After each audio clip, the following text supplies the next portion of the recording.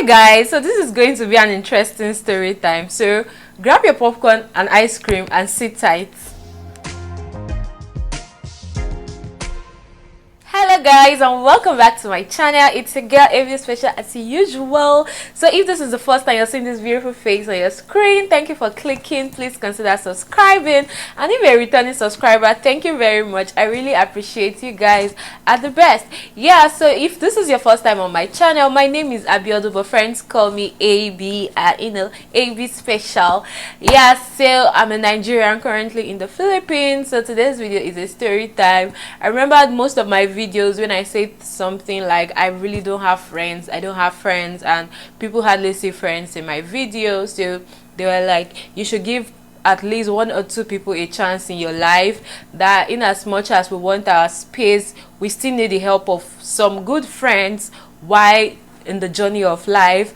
I don't doubt that we need friends in some areas of our life or in some time in our life, but this video I'm just going to tell you guys one of my worst experience. And funny enough, this experience was not even from someone I call a friend, but it was just like I felt I needed to confide in someone, and everything just went to hell. Okay, everything started, let me say, long story short, I'm just going to be summarizing everything so that this video will not be too long. When I came into the Philippines, like with the intention of to study, get my own place, start school and everything. So when I got into the Philippines, things were not really what I was told coming from Nigeria. And as at then, my mom was ill and my mom couldn't take care of her business, so there was no way for me to get money. Because of that, I was now staying with the guy I was dating as at then. So at first the guy was cool, and I don't know, those of you that have not watched my Worst Valentine story, you should go and watch it so you understand what I'm saying. So along the line, the guy started bringing in other women to the house, and whenever he's bringing another lady to the house, I have to sleep out. Either I sleep in the sitting room or I sleep in our balcony. So that was life with me then. So there was this girl that used to make hair.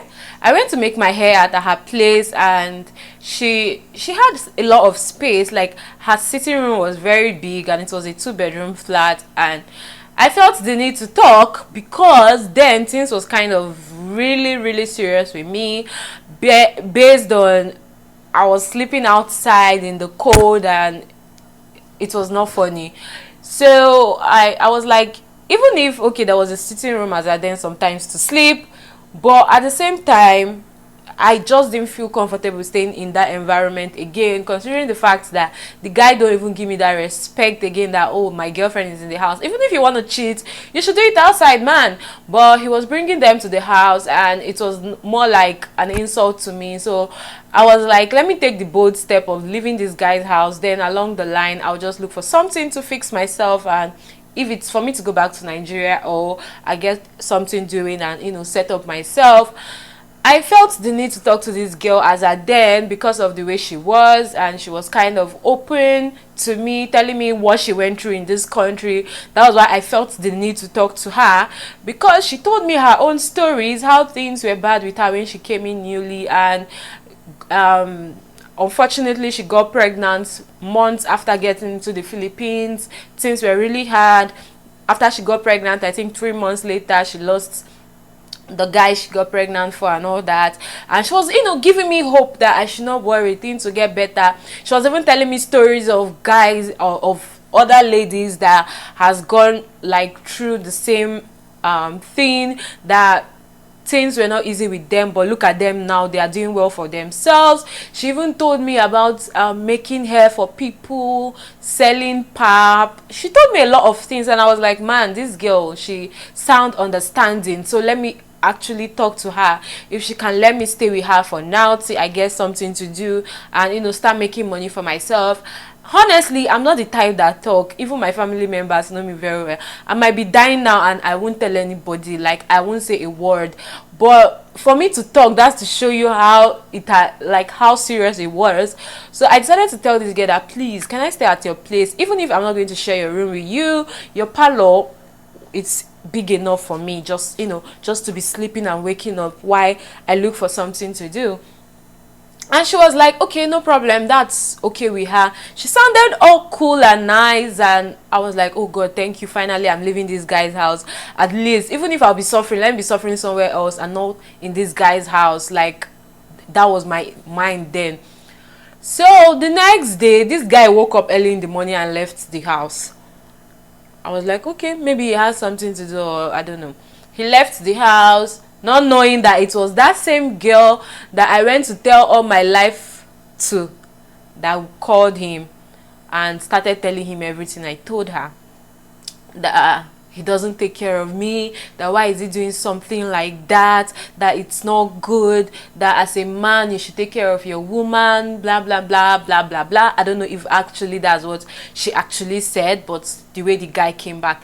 So the guy came back angry and was like, hey, you went and be telling people that I'm not taking care of you, that I don't buy things for you, and funny enough, what I told this girl was I needed someone to stay because I don't like when I sleep out when he's bringing another girl to the house. I never mentioned if he's buying something for me or not.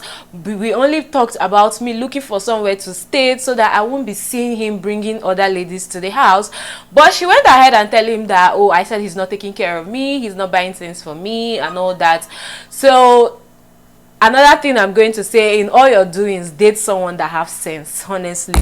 So what that made everything was, to prove a point, the guy took a picture of some things he got for me, some of his clothes I saw and I liked, and I changed ownership. I don't know if you understand what I mean. You might see a clothes on your boyfriend, especially on this hoodie, and you like them and you'll be like, oh, I like this clothes. Then you take it and start wearing it as yours. Some of his clothes I was wearing. So, and God so kind, some of the things he even took picture and sent to her are things that ever since he bought them for me, I never wore them. This is the same person that used to tell me that I have pride, that I don't used to ask him for things, and whenever he buy me things, I don't use them. And this is because of the kind of person he is, that if he does something for you, just know that you are entitled, like, anything, you can't offend him. If not, he's going to use those things against you. So that's why most of the time when he get things for me, I just keep them. I don't feel comfortable using them, because I don't want situation whereby tomorrow someone will come and use them against me. So he took pictures of everything he got for me and some of his clothes I was wearing as at that time and sent it to this girl. Guess what? Boom, this girl called me out on Facebook. And then Facebook used to allow you tag like almost 99 plus. She tagged a lot of people. She even tagged me. She mentioned my name. She was like, all these ungrateful Yoruba girls. This is to show you how tribalistic this girl was. Instead of, if you want to say something, you can actually say something without mentioning my tribe. I won't even feel bad. Honestly, a lot of people have done things to me, and I won't come and say, oh, all these Igbo people, all this, all this, that. I just go ahead and talk or call the person's name straight. But she went ahead and say, hey, all these Yoruba girls that are ungrateful, that will be making their Igbo brothers, are you hearing it? That will be making their Igbo brothers look like they don't take care of women, that people should see everything that a guy bought for a girl and she's ungrateful. When I saw this post honestly, like I don't know how to take negative comment or things on social media. I started crying immediately. I now called him. I was at home with him. And I called him and said, so this is what you can do. Like, this is what you can do. You just ask yourself, the way you treat me, a man like you should be proud to say you're taking care of me. You're taking care of me and you're bringing other women into the house and you tell me to excuse you from the room. You're taking care of me. You sleep on bed that me and you sleeping with another woman with me in the house. I'll be hearing her mourning, and you're saying you're taking care of me just because you bought me a few things. And I was like, okay, it's fine. There's no problem. Thank you very much for this. And that post actually made me known in Dagupan as a den. Even most people I talked to up to date was from that post. Like most people chatted me from San Fernando, San Carlos, a lot of people. Some people were like, why you waiting you even find go meet this mad girl, all those kind of things. And me, I didn't see her that way. All I saw was someone I could confide in based on her story that she told me as a den. And later the boy was not like, he didn't send her the picture for her to post, that he was just trying to show her that he used to get things for me. I'm not the one that I'm the one that don't like wearing things, that is not as if he don't buy things for me, that when people see me on the road looking anyhow now, they'll think he doesn't buy stuff for me. And funny, I wish I can even get the pictures of those things for you guys to see what somebody is making out that he got for his girlfriend. I was like, okay, no problem, it's fine. But this thing I'm saying, okay, no problem, it's fine. I was seriously crying that day. Like, I was seriously crying. Oh, Jesus. Too much talk, don't make me done the talk nonsense. I was seriously crying that day. Then he was like, he's going to call the girl. Let's the girl take down the post. But before that, a lot of people have been chatting me. Some that were sensible enough were chatting me to tell me that I shouldn't have tell this girl what I was going through, that she's the last person I should talk to. Some people were like insulting me that all these Yoruba girls will not deserve better thing for this life. I see boy where they take care of me. And in my head I was like, only if you guys can spend at least 1 month with this person that you guys are praising, that is doing a lot for me. So I just said, okay, no problem. He called the girl and told her to take down the post, that why we should post something like that. And then next thing we heard was she said she don't have data to go online to take off the post, that her data has finished, that it was her last data she used to post the pictures and videos. So Organa sent her 300 pesos to buy load and take down the post. She now took down the post. Next thing, I went there the next day and I told her that this thing you did is not fair. She was not like, I'm spoiling her Igbo brother's name, blah blah blah blah blah. I'm like, okay, no problem, it's all good. She blocked me on WhatsApp, blocked me on Facebook after the confrontation, and me too, I did the same, because man, even if I was suffering, peace of mind was another thing I needed as at that time. I was going through a lot, coupled with the fact that my mom was ill, and that was like my only support I had as at then, because my dad is late.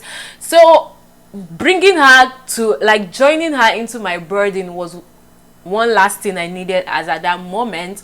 So we blocked each other and everything, and ever since then, no matter what I'm going through in this life, I try not to share it with people again, so that tomorrow they won't go out there and make it sweet for their own self or make another person look bad.